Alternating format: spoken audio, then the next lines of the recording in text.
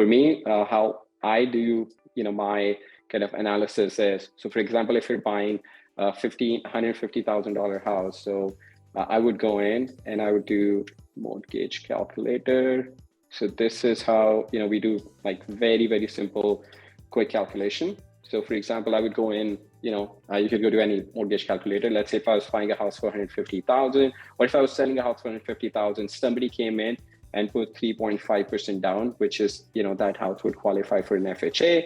And then the interest rate, let's say, even if they were getting 6.5% and 46322.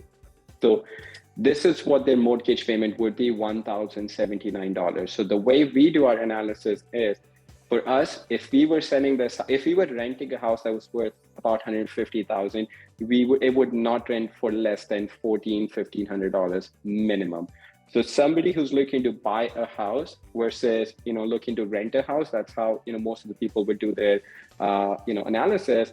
They would look at it as, okay, I could buy this house, I could put $5,000 to $50,000 down.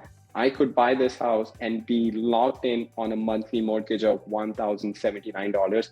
Or, I would have to put 2 months of rent down, come up with 2 months of rent, and that would be about $2,500 to $3,000 down on that. And my monthly rent would be about $1,500. So that's, if you were not giving any credits to a homeowners. In our market, most of the times, almost every time when we're selling a property in that price point, it's very, very common that you're giving some sort of a seller's credit, seller is giving some sort of a credit to the buyer. So we would give credit of like $2,000-$3,000.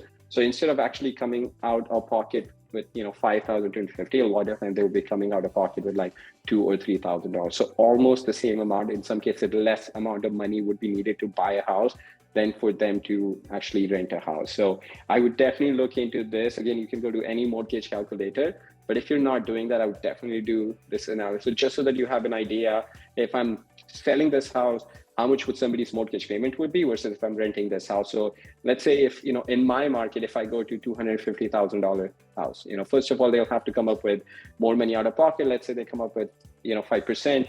Now their monthly mortgage is $1,700. It's still lower than, what that house would typically rent for, but not by much, but then they're coming out of pocket with more money. So that's where, as you go higher up in price, the, decision between renting a house and buying a house, it just starts skewing more in favor of renting a house if somebody just looking at how much monthly payment they would have to make versus, at a lower price point. So, and we've noticed that the houses in like 125 to 175 or typically at a $200,000 price point, definitely selling much faster than houses, 200, 250 or above price point. So that's how we do our analysis. Like even if you, bumped it up to, if I went back to 150,000 and that changed it to like 3.5%, and even if I change it to 7.5%, it's still even at that really, really high interest rate, it's still the mortgage payment. It's less than